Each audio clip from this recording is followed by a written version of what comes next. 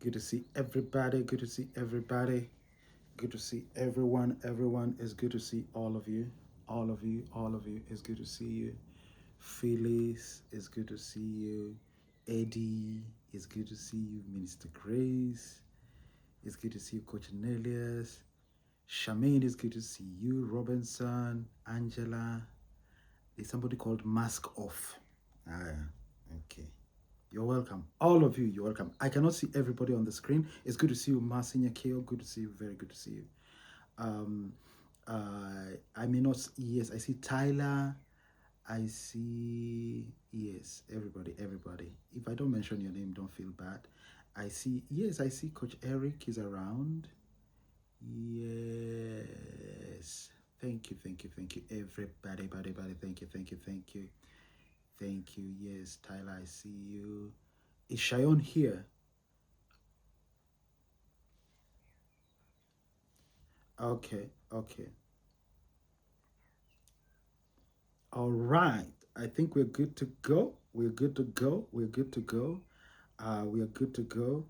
I noticed that there are some people who did their assignment so late that the system, had locked them out.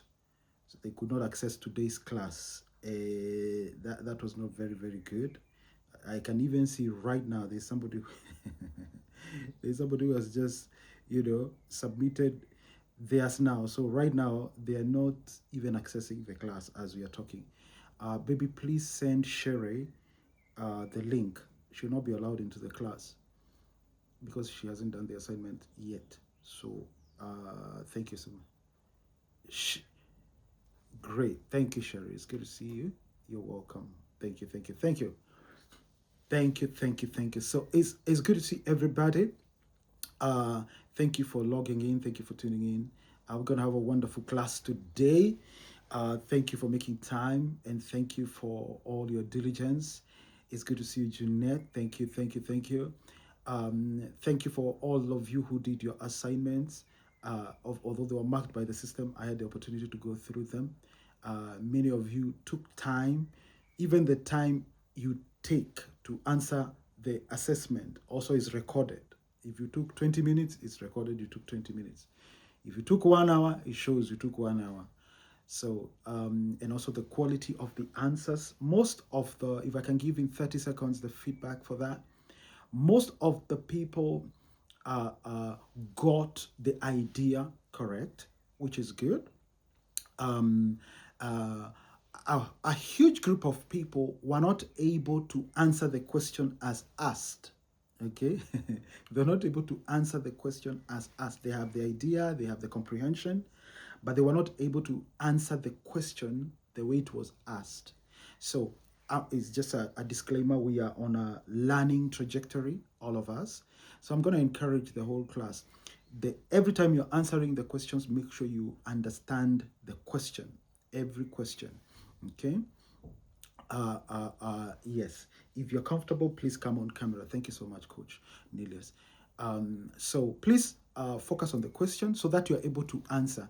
The question, the assessment is part of helping you comprehend what we are talking about. It's not an exam, it's not a test, no.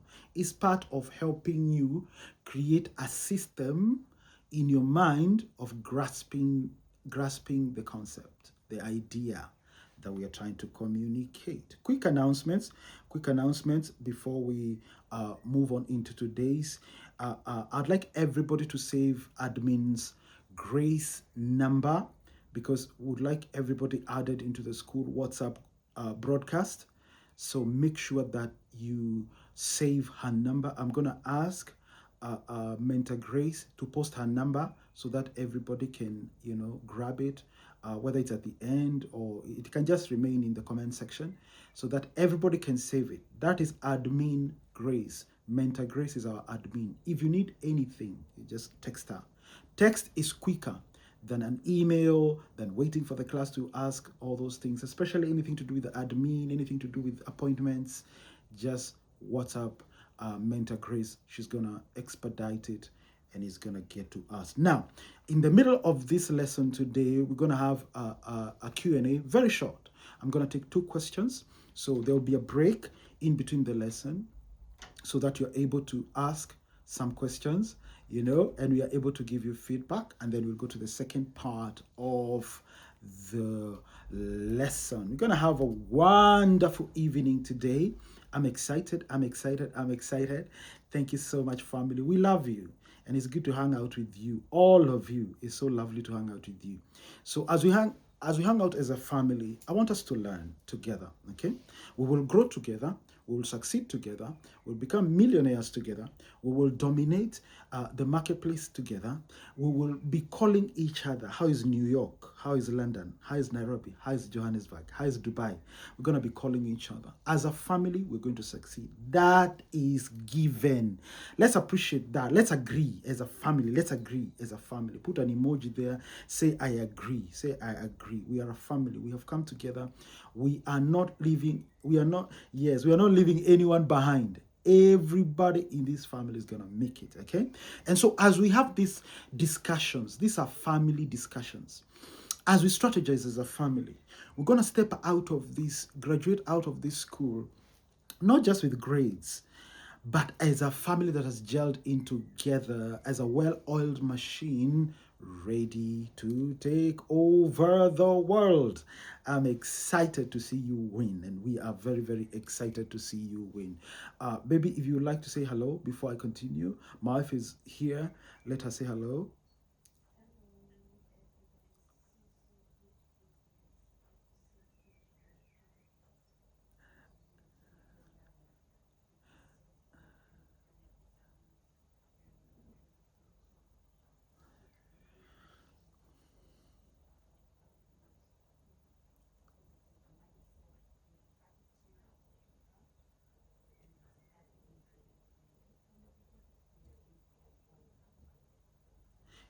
Thank you. Amen. Amen. Come on, appreciate my wife. Appreciate my wife.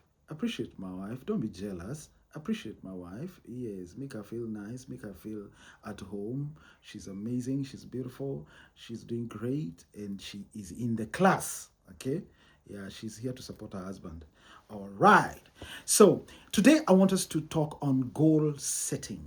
Goal setting. So last week we studied identity and self-awareness, and it was awesome. It was so lovely and such a blessing to see many of you begin to understand what is identity and become self-aware, so that you grow in confidence, in authority, in your leadership, in being able to manage your own space without anybody giving you pressure. Okay? Yeah, we want you to be confident. We don't want you to be anxious for anything. We want you to grow to the space where you give yourself permission to succeed. Okay? You don't live within the frame of other people and are subject to the opinions of other people. No, we want you to rule and reign in your own domain. So last week we studied that identity and self-awareness as the foundational lesson for the mentorship. Why? Because you cannot build a serious life until you first become somebody. Okay? You cannot build a serious life, until you first become somebody. Until you identify yourself in the matrix of life. Okay? Until you're able to explore your individuality and be comfortable in your own skin, you cannot build anything worth the attention of the world. So doing does not come first. It is becoming that comes first. That's why we have to deal with identity. We have to establish you. We have to build you. We have to remind you who you are. Before we proceed to building anything, doing does not come first. No, it is becoming that comes first. What you become as a person determines what you can sustain. Okay? So you have to first become. And then we can begin to put expectations on you and expect you to produce outcomes. Okay? So what you become is what determines what you can sustain.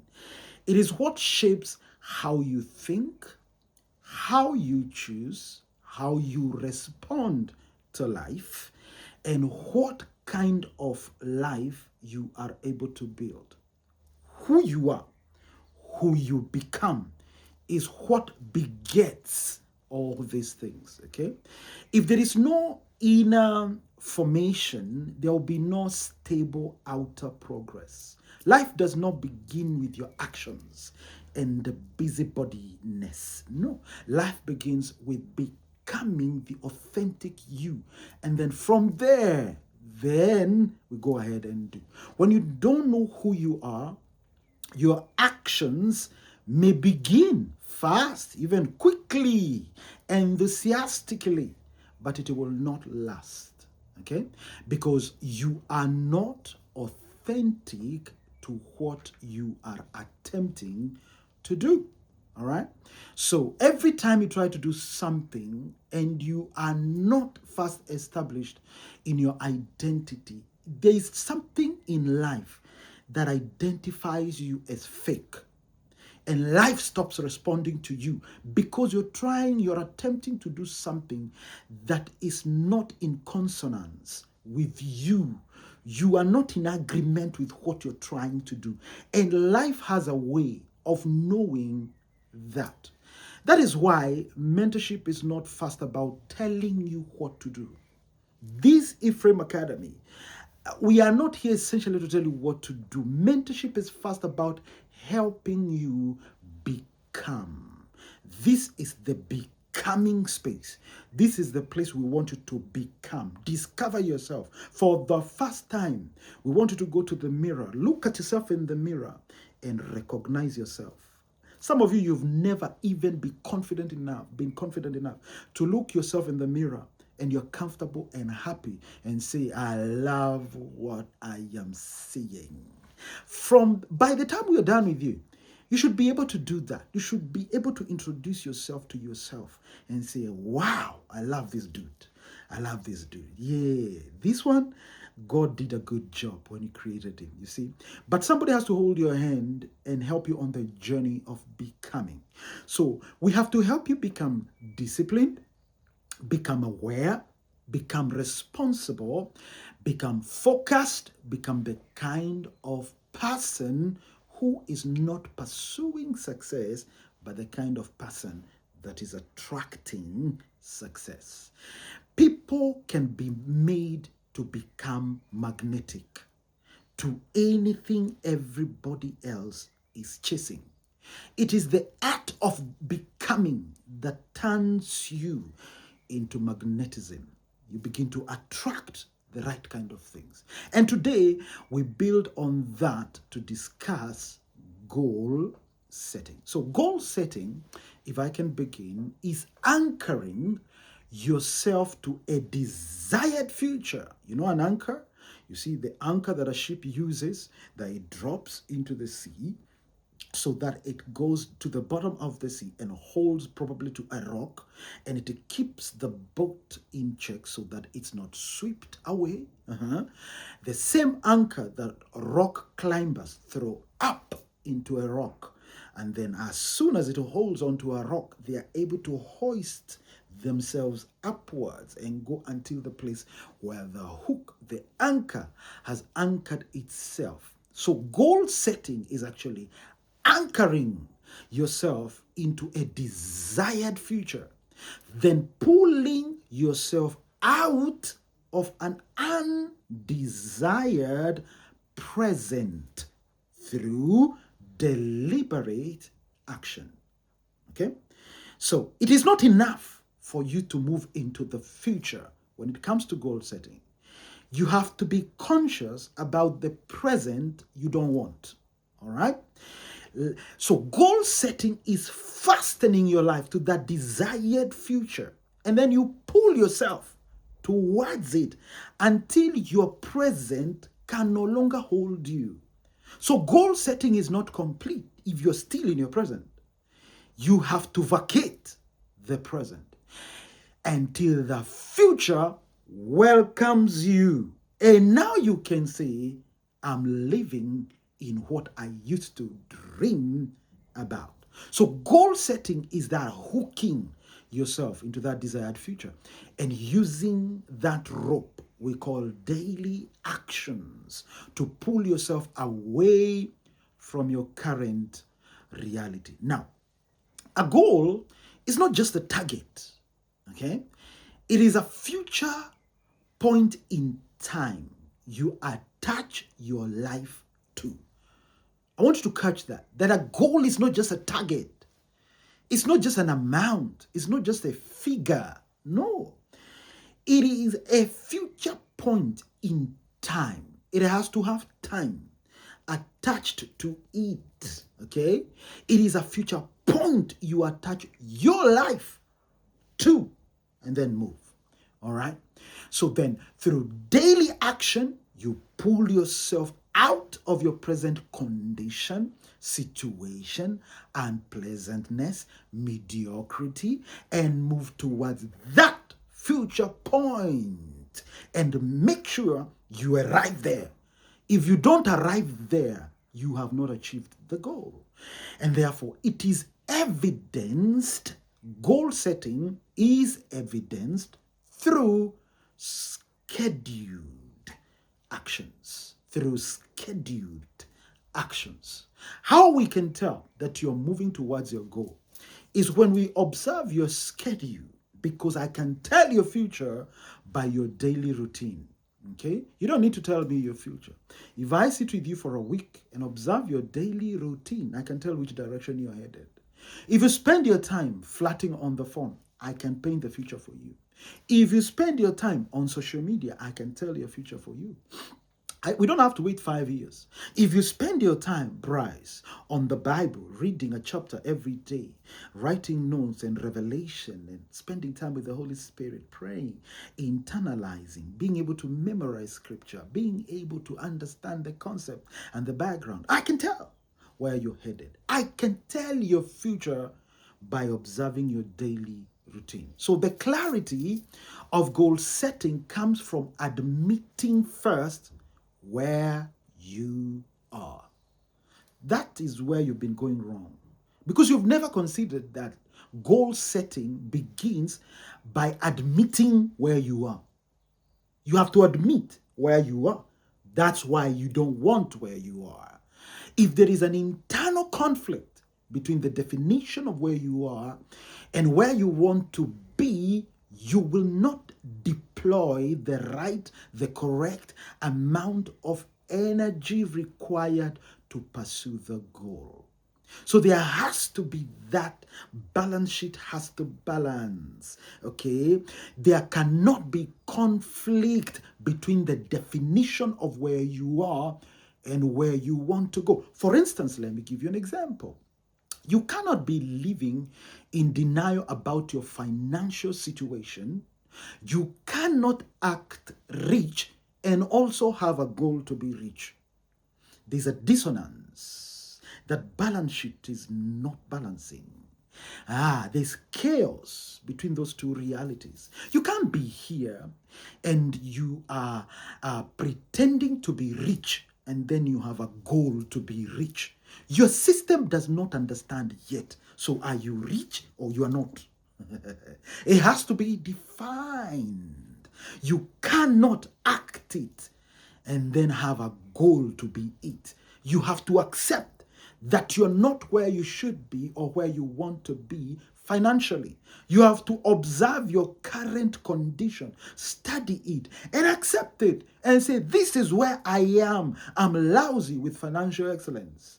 I am not excellent with relationships. You have to admit where you are. And then you set the goal, because your goal includes departing from a present condition. Okay? So you cannot act, rich and have a goal to be rich.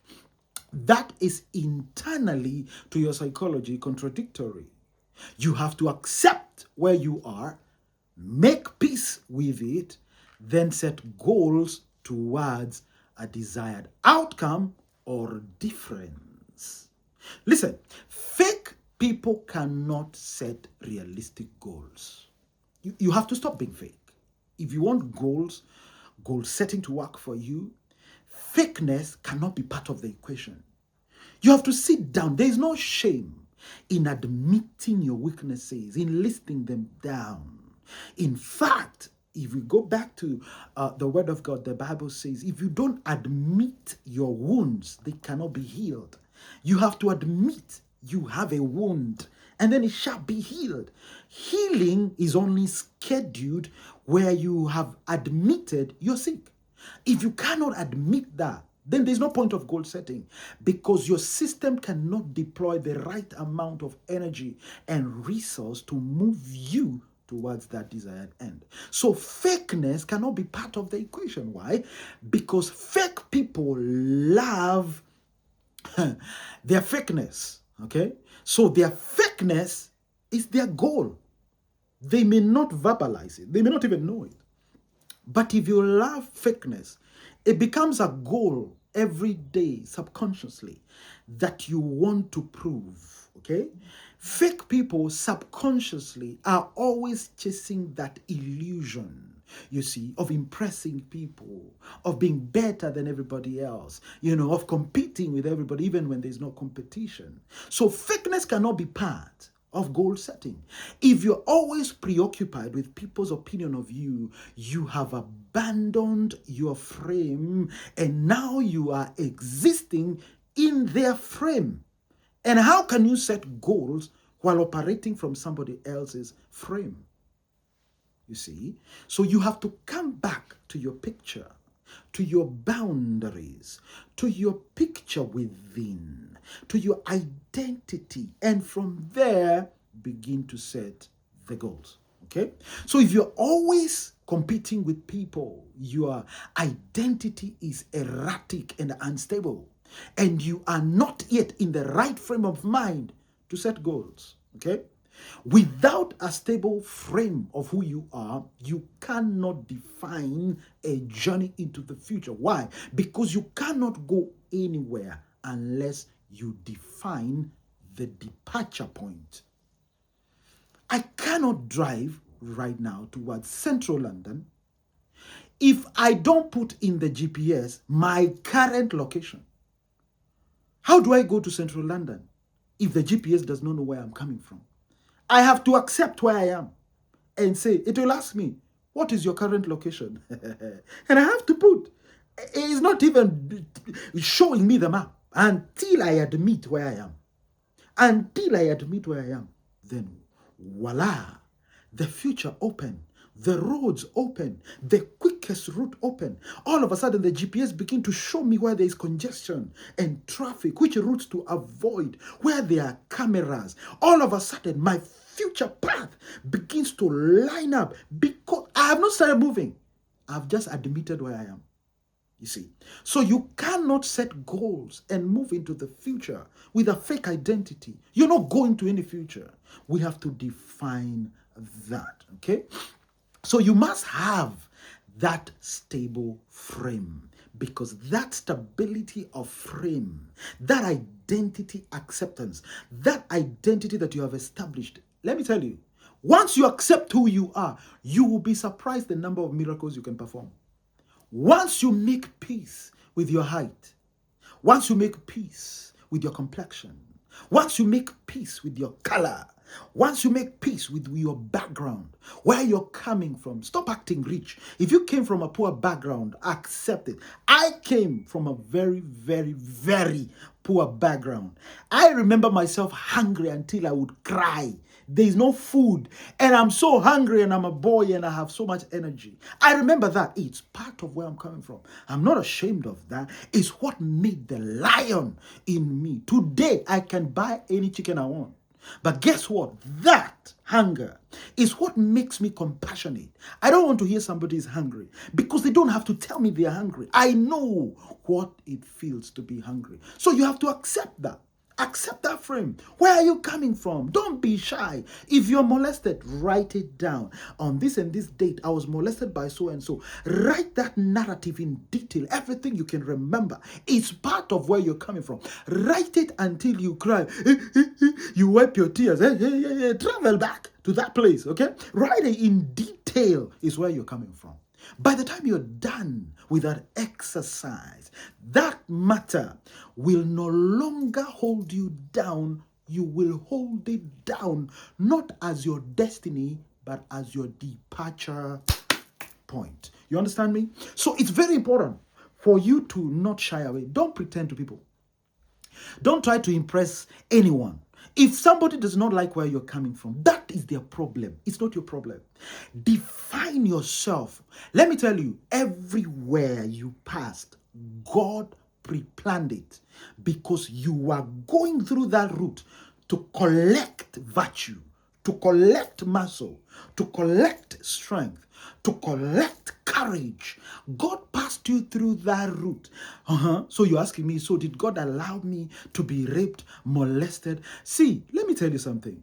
God knows how to package gold. God knows how to package honey in a dead lion.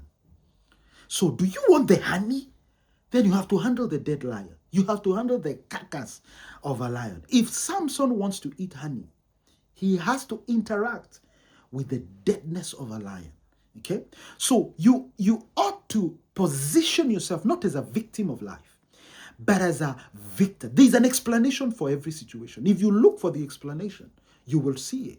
And instead of acting victim, you shall use everything to become your stepping stone. So you have to recognize and admit the mediocrity of your past and your present life. Then begin to schedule the journey to excellence. There has to be a departure point. Don't hide behind positive confession. Don't hide behind vague language. Don't hide behind prayer and fasting. Nothing changes until your mind changes. All your faith confession, all your prayer and fasting is good, but it should be directed towards a goal you are pursuing. Don't hide behind prayer as therapy. No. Prayer is a force to deliver you into a future that life is threatening that you will never have. You see? So don't hide behind vague language and fakeness and prayer and no. Come out. Identify the goal. Then deploy the resources that God has given you in pursuit of those goals. So goal setting is not complete just by saying what you want. You also have to include what you don't want. We are moving over there, coming from over here.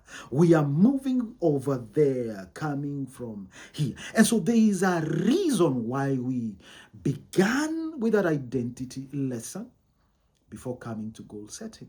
Okay? Now, it is indicative that what you are becoming is determining more of what you are doing more than anything else. Let me say that again. There's an indication that what you're becoming is actually what is determining more of what you are doing right now in life, more than anything else.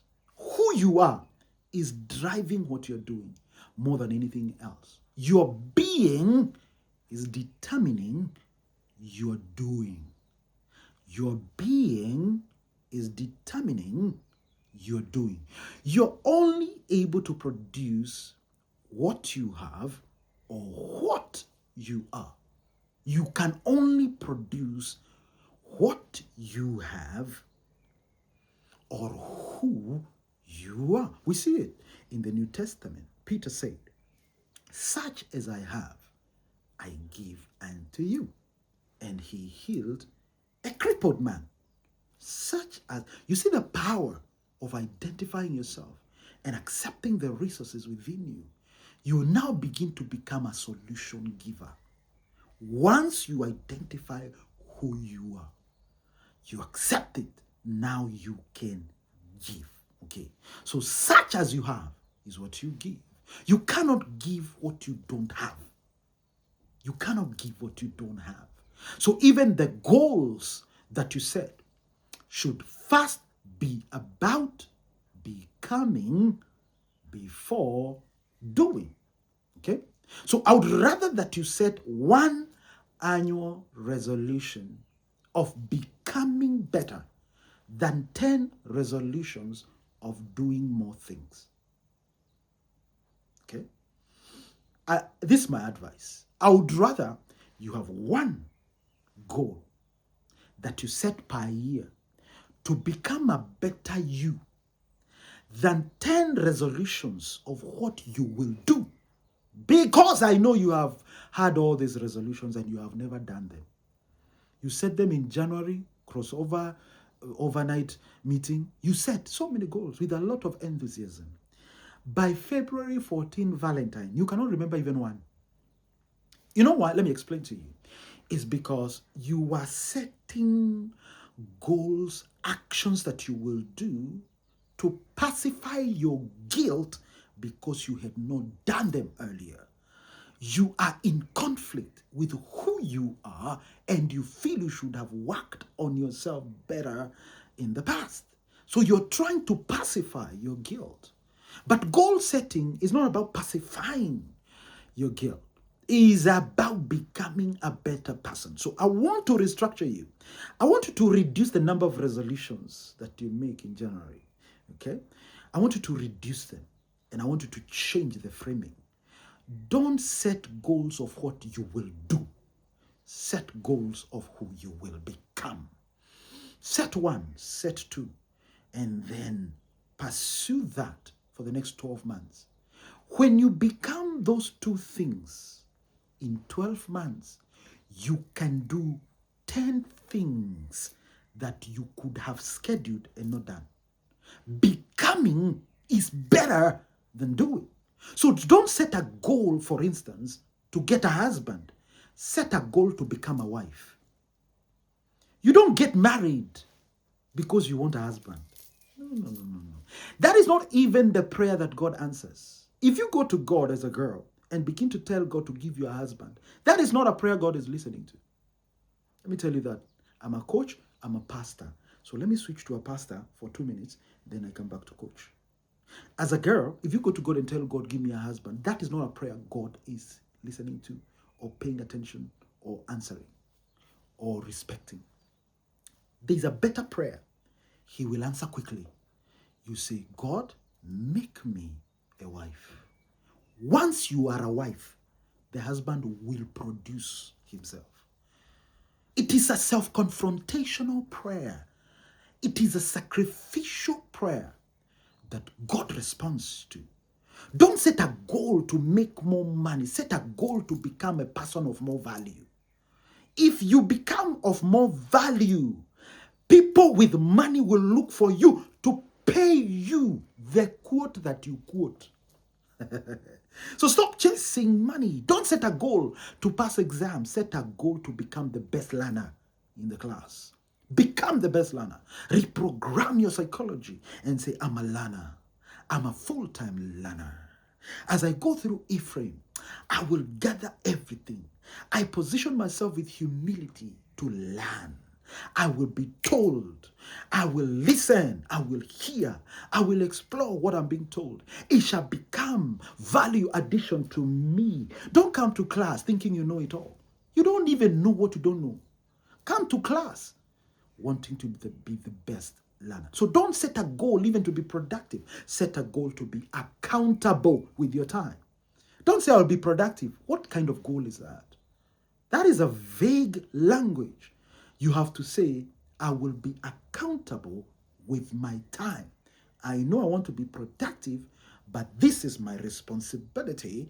I will be accountable with my time. What do I do on Monday, on Tuesday, on Wednesday, Thursday? What am I supposed to be doing on Wednesday between 4 and 6 p.m.?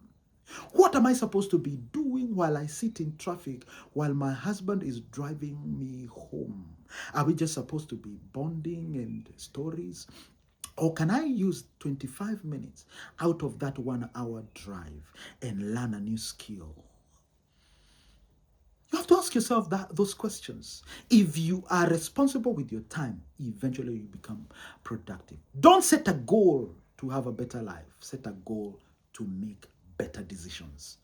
Daily, ask God for wisdom. The Bible says, if you ask God for wisdom, He gives it freely. That is one of the quickest prayers that God answers. Wisdom. Ask God, God, I've just realized I'm not wise. Your word says, if I ask you for wisdom, you will give it to me. Give me wisdom. Give me wisdom. Do you know what is wisdom? Wisdom is God's common sense. When God wants to make a decision, any decision, quick one, he uses wisdom. He doesn't use logic. He doesn't use intelligence. He uses wisdom. Wisdom is God's common sense.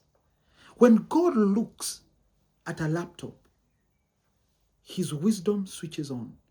The laptop, because of the wisdom, the laptop begins to explain itself to God. He doesn't need to research it.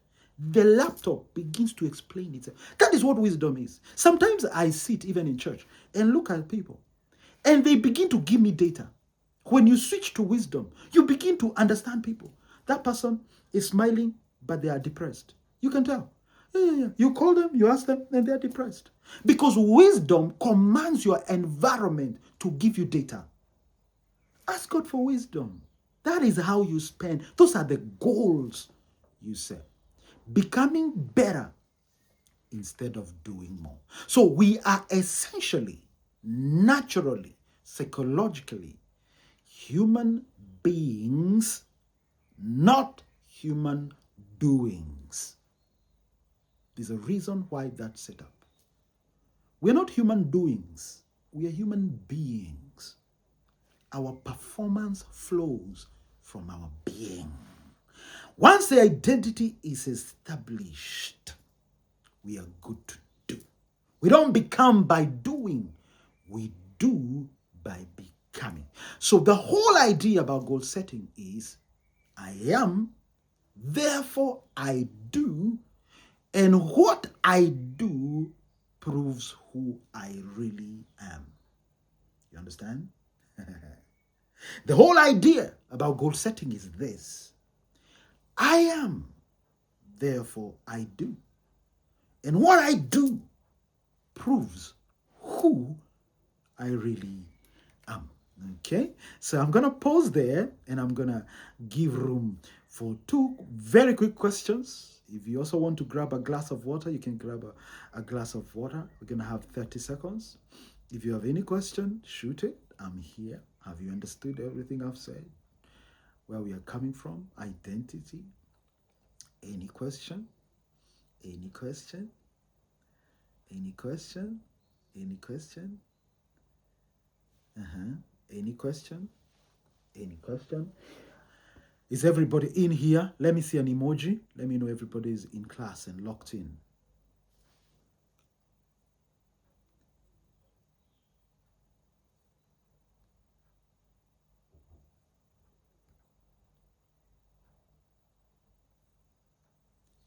Everybody in, everybody in, everybody in, everybody in. Okay.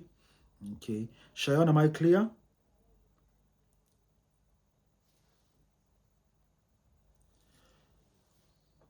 Is Shayon there? Angie, am I clear? Okay. Okay. Okay. Okay. All right.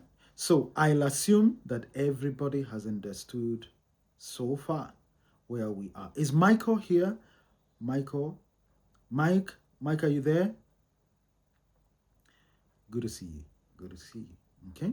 So once you define who you are, once you make peace with your identity, now you're ready to make, you're ready to make decisions, set goals. But you have to clear that. That has to be cleared. You have to make peace with that. You cannot travel into the future until you determine your departure point. Where is your departure point? Are you trying to be rich and probably in your psychology you glorify poverty? You need to accept that. You need to delete that part of your subconscious. So you can actually spend the next 5 years attempting to do something and you're sabotaging your own in self-sabotage because you don't believe in what you're trying to do. You don't believe. Something in you is contradicting what you're trying to do. So you have to address that. And guess what? How you address it. Admit it. Just admit it. Just admit it. Study your cultural background, your family heritage. Sit down. What is it that you guys glorified at home? Did you glorify violence? Did you accept molestation? Did you glorify girls not getting married? Did you glorify people not going to university? You're trying to go to university and you're coming from a genealogy, 3 genealogies of people who have never stepped into campus. You need to accept that you are attempting to break a record among 3,000 people generationally. See, you have to admit where you are. What is your departure point? Accept it. You can fool some of us sometimes, but you can never fool yourself anytime. So sit down, accept. This is where I am. I'm struggling with this. This is my background. These are our family struggles. This is what I want to overcome. And now we can be able to step into your frame and tell you, oh, this is what you're struggling with. This is how you handle it. This is how you deal with it. But because you're not admitting that there's that problem, there's that issue, we can't step in because we don't even know what issue that is. So listen to me. Forget about what people think about you and accept who you are. Let your identity be settled. Be settled. Be settled. Don't be under pressure. Don't let anybody give you pressure. No. Sit down and make peace with yourself.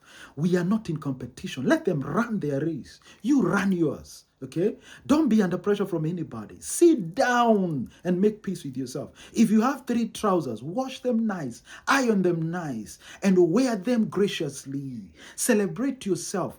If you have only 10 pounds, plan it happily. If you'll take coffee for 50p, do it happily and thank God for it. Don't be stressed about what you don't have. Don't be stressed about what other people have and you don't have. You don't have what they have because you're not going where they're going. So forget about them. Delete people from your frame and make peace with your frame so that we can depart into the future in one piece. Okay? Yeah, don't be under pressure. Let nobody give you pressure. Nobody should give you pressure. Make peace with your weight. Make peace with your height. Make peace with your complexion. Make peace with it. Yeah, don't choose your friend's makeup. No, choose the one that matches your skin tone, okay? Experiment. If you want to do green eyelashes, do it if it pleases you. If you get tired of it, change the color. There's no marking scheme for this life. Yeah. Give yourself permission to exist without anybody giving you pressure. Okay? I'm giving you permission to exist within your frame without anybody determining the outcomes of your life other than you. We will go to your future using your GPS. We will not even go to your future using mine. No, I will come, we will study your GPS, then we will define the future together with your GPS. All right? So be happy where you are. Be excellent where you are. But make peace with everything, wherever it is. The good, the bad, and the ugly is all part of your frame. And we're going to navigate from there and then go into the future. All right? So let's quickly proceed to the next bit of the lesson. Now, when I was in primary school not so many years ago. I made it my personal goal to qualify for the #1 national school in Kenya. I come from Kenya. So when I was in class 6, I knew in class 8, I would do my final exam, and that is the exam that will determine what kind of high school I'll go to. So when I was in class 6, I knew the school I would go to 3 years in advance. And it was the best school, the #1 national school. They would only pick 200 students out of 420,000 students. So that was a tall order. I was in a primary school all the way in the bush, in the village. I was telling my wife yesterday, she may not be able to identify the fact that I grew up sometimes without shoes. We would play football until it is dusk. Until darkness is on chasing us from the field. You play football until dust is rising like this, like smoke. Huh? Yeah, there's no uniform. This team removes their shirt. We know the ones without shirt, that is their uniform.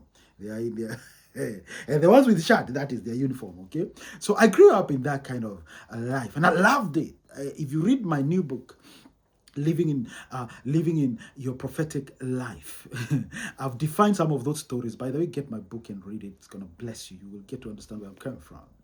So the exam was in class 8, but I began preparing, 3 years before. When I was in class 6, I started researching the school, finding out who from my location had ever made it to that school, how many points would be needed. I studied my strengths and my weaknesses and started working harder in the areas I was weak. Now, this was not an unrealistic goal. I knew I was the best student.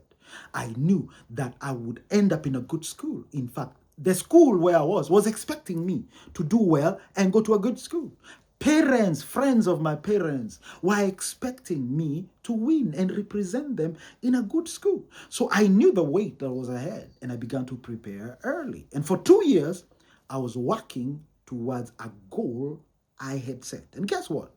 I smashed it because I had prepared. I smashed it. This is what happened.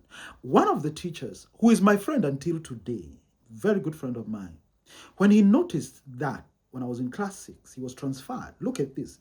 He was transferred to our school, I think when I was in class 6.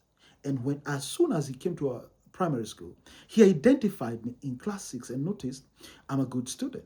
I'm performing well. I have a track record of performing well. And he became my friend. We became buddies. He would now, when I got to class 7, now it's 2 years to go, I noticed something that he did. He began to invite me to his house after school. This is what he would tell me. I want you to go home, freshen up, come to my house. I'm giving you 1 hour between end of school and by the time I expect you in my house.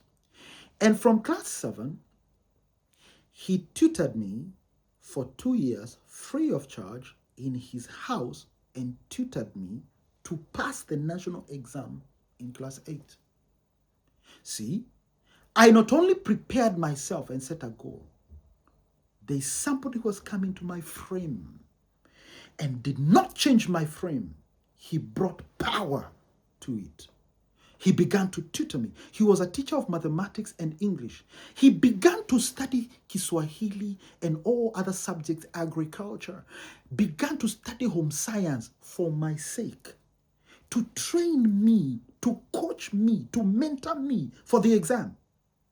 We became so good. He became a better teacher. I became a better student. That by the time I got to the exam, I smashed it.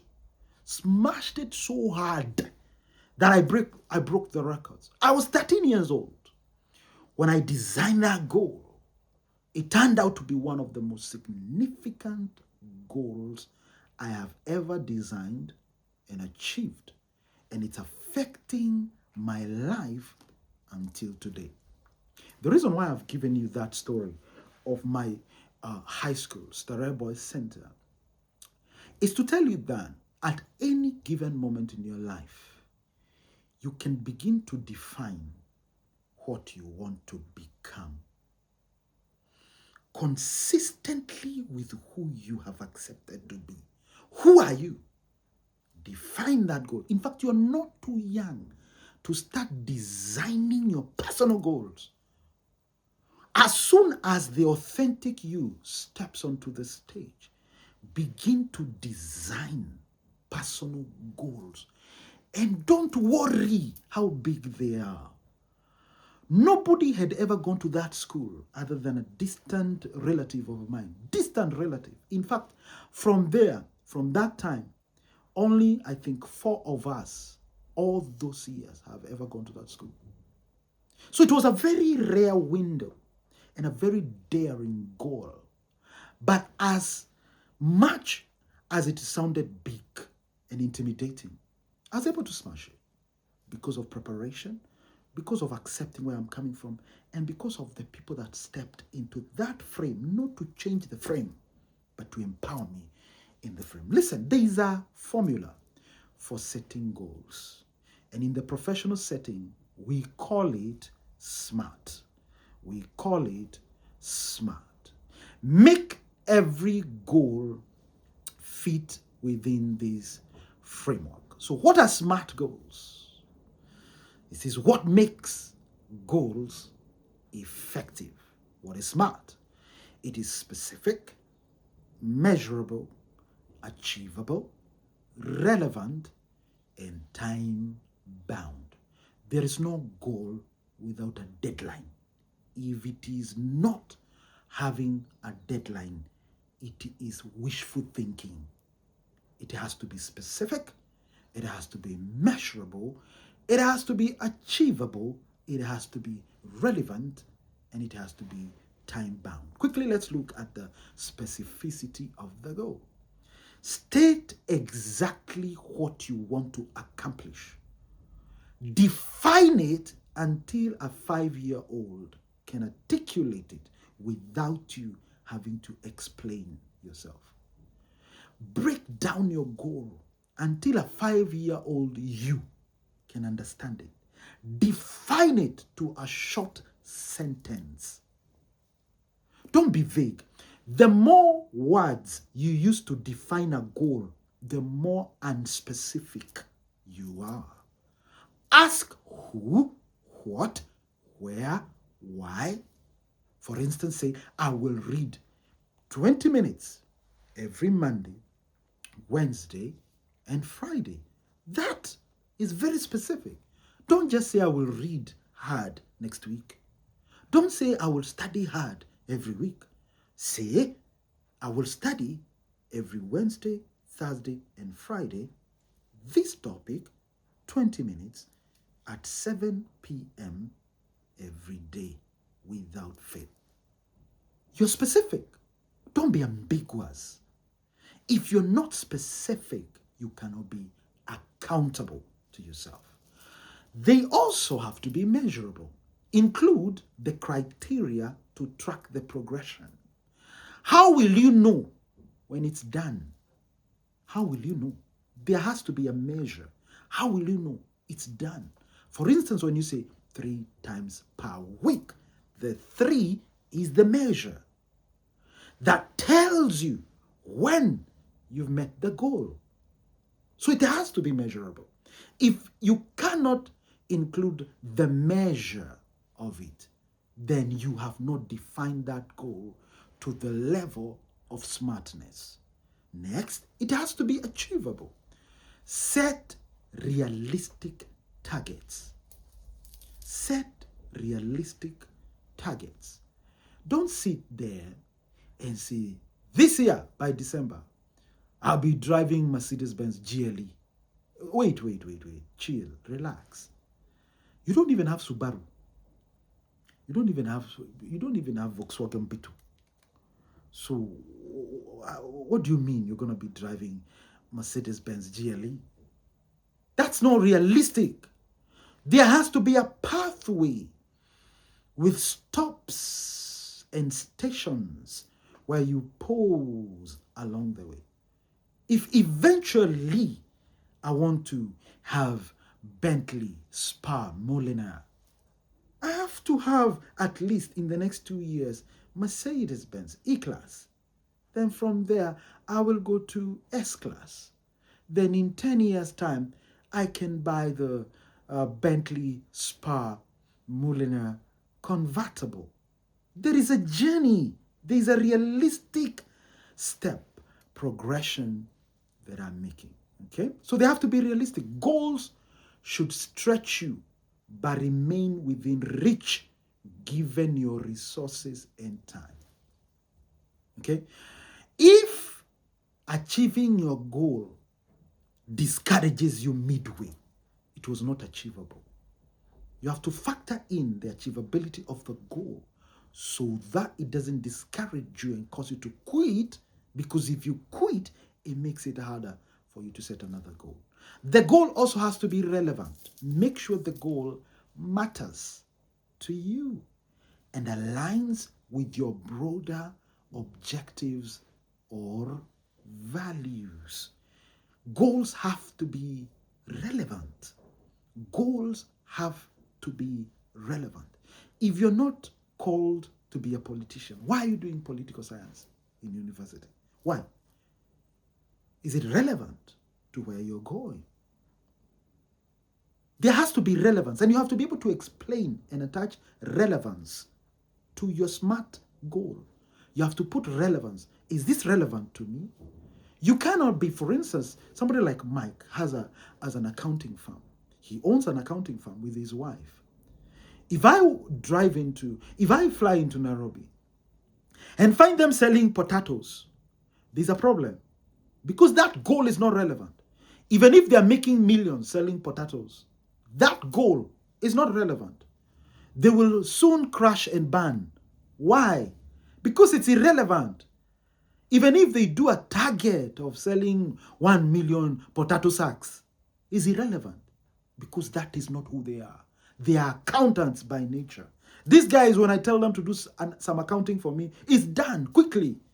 They mesmerize me. I can recommend my friends to them because that is their natural habitat. So they have to invest even their time and their money in things that line up with accounting. If Mike wants to buy a new business, I will advise him to buy another accounting firm. I will not advise him to buy a fast food restaurant, even if he has the money, because the goal has to be relevant. Relevance of the goal is what makes it SMART. Okay? And then, of course, now the goal has to be time bound. Time bound. Some of you have been having goals that you set in 2012. You have never achieved it. That's not a goal. That is wishful thinking. That is a waste of time. That is noise. That is brain fog. Okay? You need to depart from it. Okay? In this family, we set goals and hit them. You have to put a deadline. You see, when you put a deadline to your goal, this is what is happening. When you put a deadline to your goal, you're also putting an expiry date to the state of things as they are presently. When you set a goal and say, right now, my business is making $500,000. In the next 2 years, by December 2027, I want to make it to $1 million. You're not only setting a relevant, SMART, time-bound goal with a deadline, you're also setting an expiry date of your 500,000 level. You have attached an expiry date to your mediocrity by setting a time-bound goal towards excellence. You have served notice to your present mediocrity. So it has to be time-bound. A clear time frame is what creates the daily urgency, the weekly urgency, the monthly urgency for you to be able to get to your goals. So by writing goals in SMART form, we know exactly what to do, how to measure it, and when it is complete. Now listen to me as I conclude. A goal that is not written down is a mere wish. Writing down a goal with a pen and paper. I would urge you, goals, don't even write them on your phone. Don't write them on your laptop or iPad. Write them on paper with a pen. It transforms it. Writing that transforms the goal into a concrete objective that can be pursued with a plan. All right? So we want you to succeed. I'll stop there because we have 2 more minutes to go, and then we're going to open the floor also for questions. This notes and the remainder, it's longer than what I've just taught. The rest is for you to read, study, internalize, and action. But I'll pause there. But I hope that this begins to position you towards moving smartly into your future. Goals. What goals do you have? How are you defining your goals proceeding from who you are? You have to look at who you are and then now begin to define where you want to go. Without an origin, there's no destination. We have to define what goals. Not all goals are for you to set. Only set goals that are in alignment with who you are. Coach Nelius, she's a coach, a counseling psychologist, a wonderful HR personnel. All her goals must have those connotations and definitions of her identity. If the goal doesn't have the language of your identity, probably it's not a goal you're supposed to be setting. So, how do I identify the goals that you're supposed to be setting? They are relatives of your identity.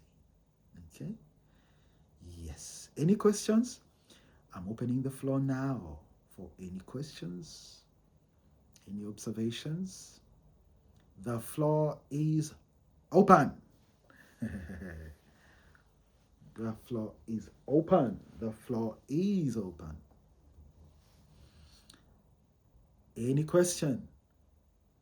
Any question? Maybe I can give Coach Nelius first before we come to Robinson. Coach Nelius, you can give some quick remarks, and then we can go. We can open the floor.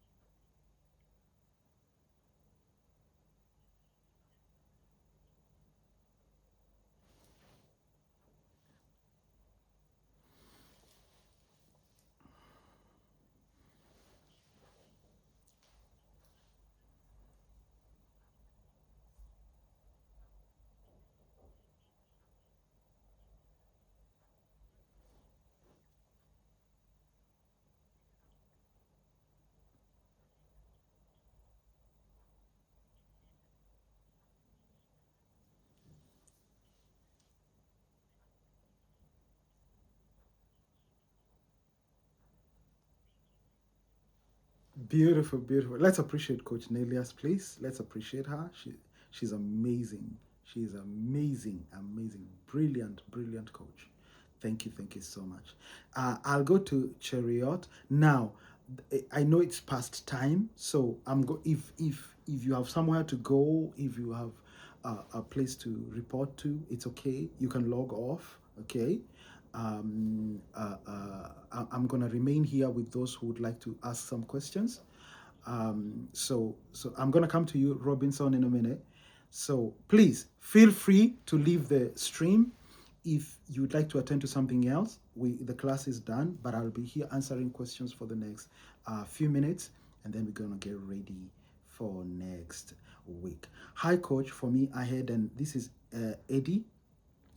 Hi, coach. For me, I had an interesting time answering the questions on the assignment, but with time, I'll get there. Thank you. That's good. That's good. You did good. You did good.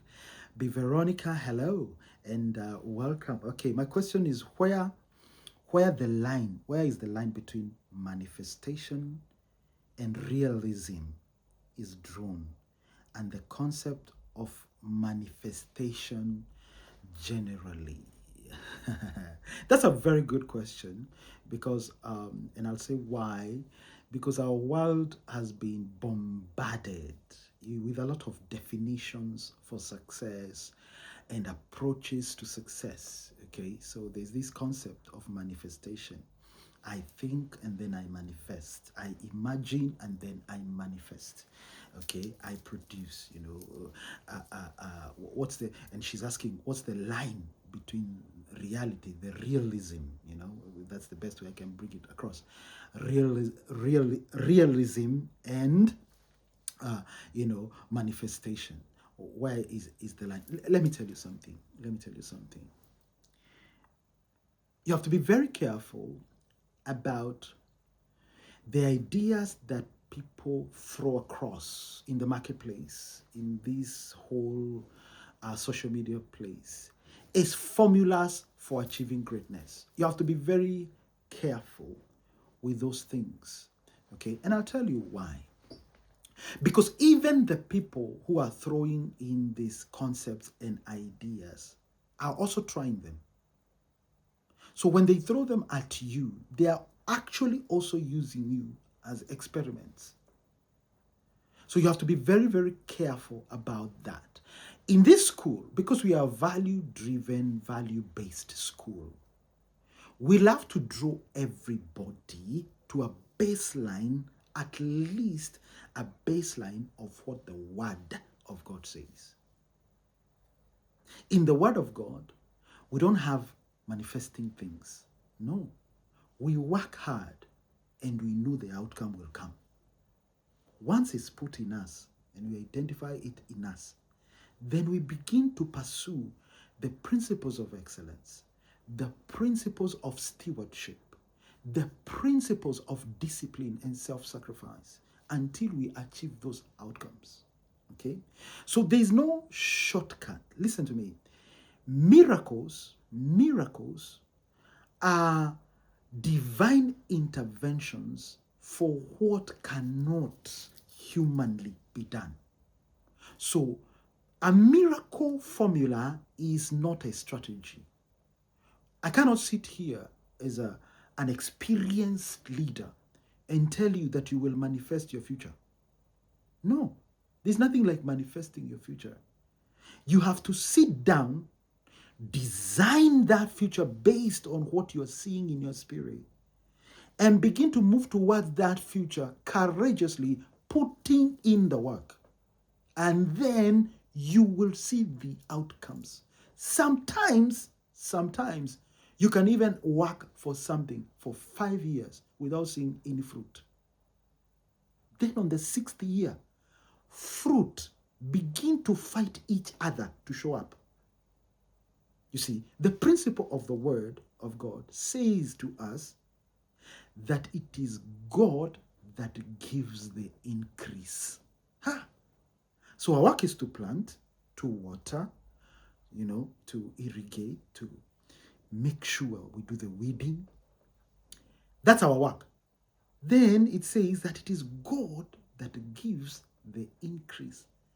That means he will give the increase when he feels it's time for the increase. It has nothing to do what you can do. If I tell you today to bear fruit, you don't have the capacity to bear fruit. You have to be assisted by another resource to bear fruit. So what people like to call manifestation is actually, let me be blunt, is hijacking what God is doing and giving it another name. Okay? So realistically, this is the reality. You have to put in the work.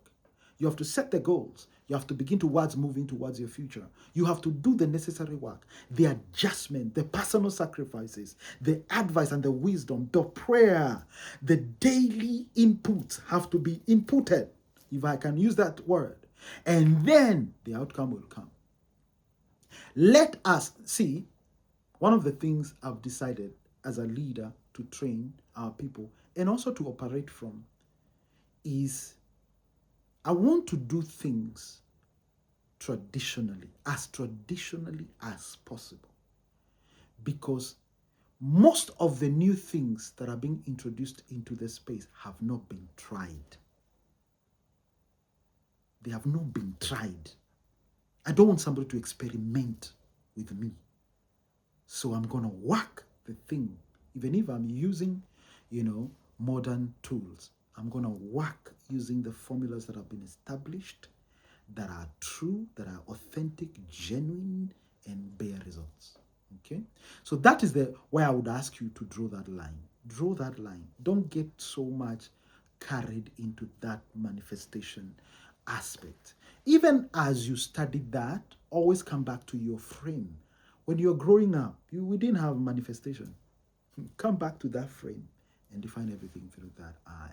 Be Veronica. That's a brilliant question, and I like that because it's important for us as the Ephraimites family to be able to have to be able to read from the same book. Coach John, help me out here. This Eddie.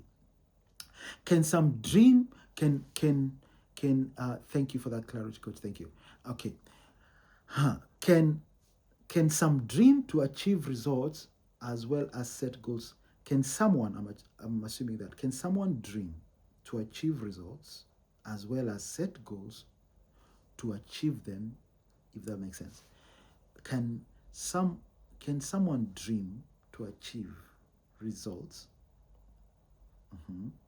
So can you have a dream and still set goals?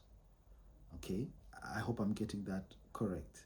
Okay, so basically what you're asking is, can someone dream, have a dream to achieve some results, as well as set goals to achieve those results? I think I get what you're saying. Okay, don't separate the two. Don't separate your dream, the dream, from goals. Okay, your goal, your dream is the big picture. The big picture. Your goals are the steps towards the dream. Okay, so the dream is the big picture. The goals are what you do towards your dream. Don't separate the two, because you're not heading in two different directions. You're heading in one direction. The dream. What's the dream? And also remember that the dream has to be consistent with your identity. Is that really, really your purpose in life? All right. So yes, you can bring them together, superimpose them, so that you have one definition. You're moving towards that definition. That's a very good question, because it helps you define a lot of things. It helps you define who is close to you, your relationships. It helps you define which courses you do, which school you go to, which friends you have, which friends you keep, what daily routine you have. Okay, it helps you shed every unnecessary weight so that you keep moving towards your dream. Listen to me, people. Be very ruthless when it comes to moving towards your dream.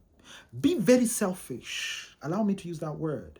When it comes to achieving your goals, don't let anything or anyone detour you from your goal. Your objectives, nobody should play with that. Nobody should play with your goals. Nobody should trivialize your dream. Nobody should trash your goals. In fact, one of the things I'm teaching our church in London, one of the things we are doing this year is to be private. We don't want anybody to know what we are doing because people cannot mess what they don't know. So draw your goals and hide them, make them private. You don't need to announce your goals. They are your goals. We don't need to know them. Design them. Be very private. Be a very, very, very private person. Let results speak for you. Don't go announcing what you want to do. This world is full of people with bad energy. They will sabotage, they will suffocate your dreams. They will reduce them to their level because they have no goals, they have no standards. You that have a standard, define your goals, shut up, and then go towards your goal.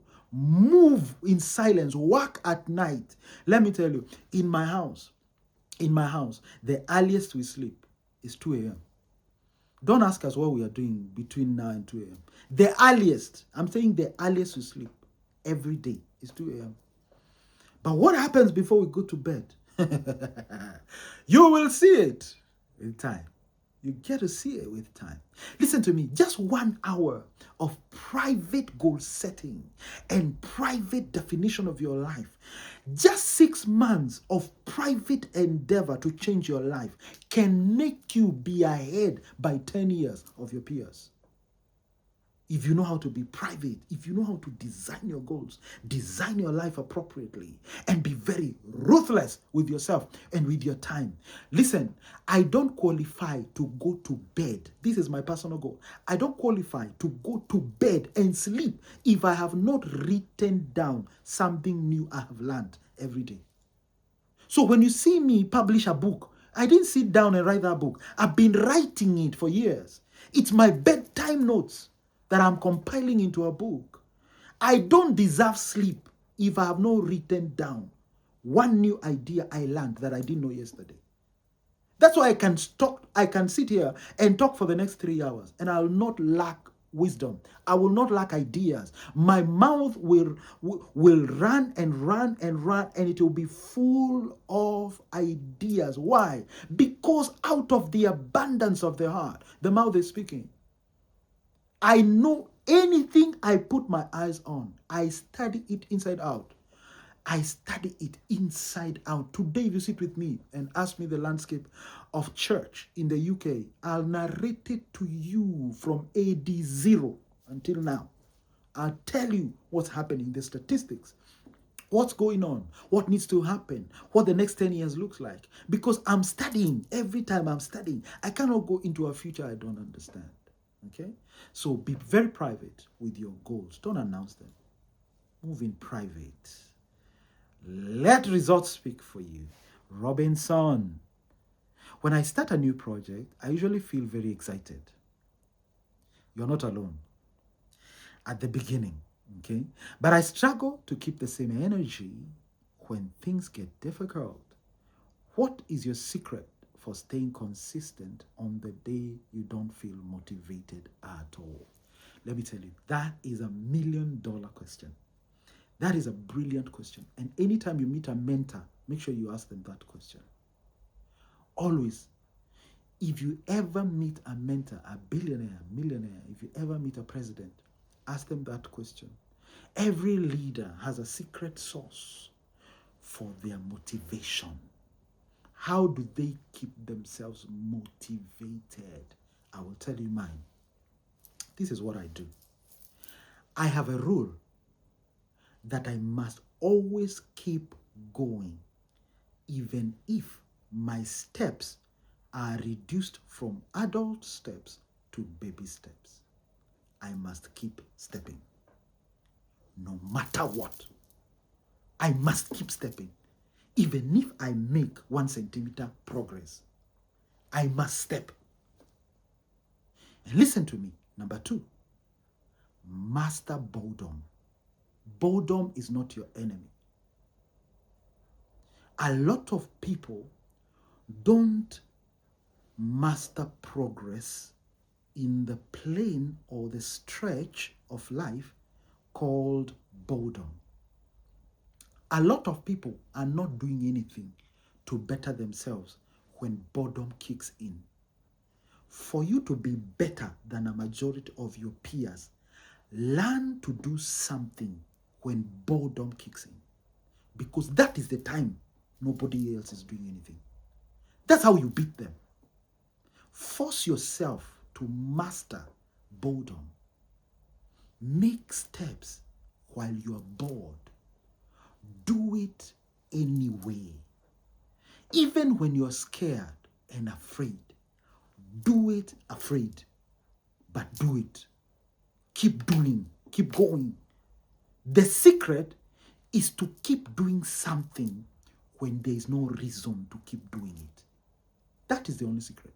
There is nowhere you go and draw motivation. Now, I can tell you, listen to music, take a walk. It will improve because it will improve your brain performance.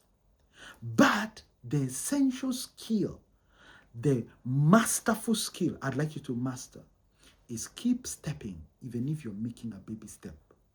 Don't be discouraged because you only made a baby step today, yet yesterday you made an adult step.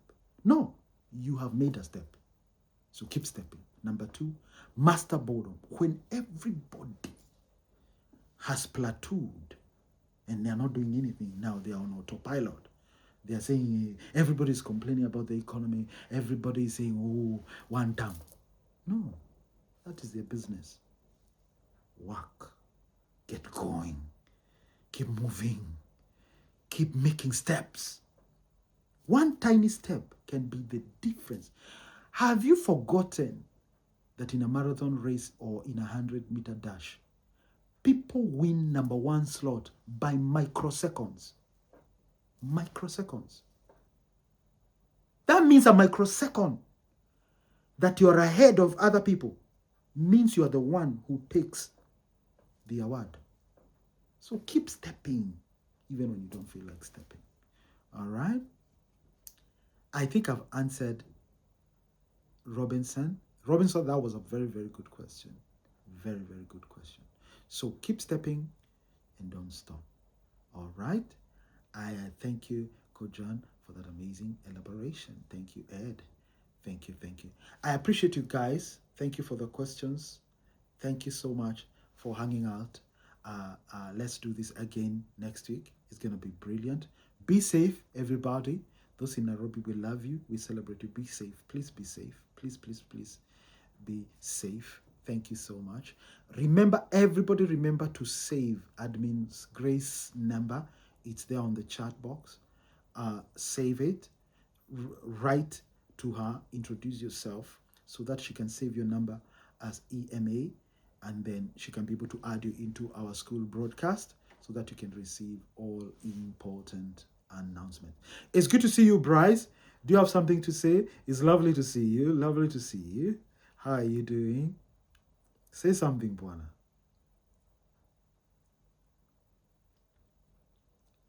Bryce, I see you there. Good to see you. Good to see you. Good to see you. Thank you. Thank you. Thank you, sir. Thank you so much. Okay. All right. Thank you, guys. We see you next week. Same place, same time. God bless you.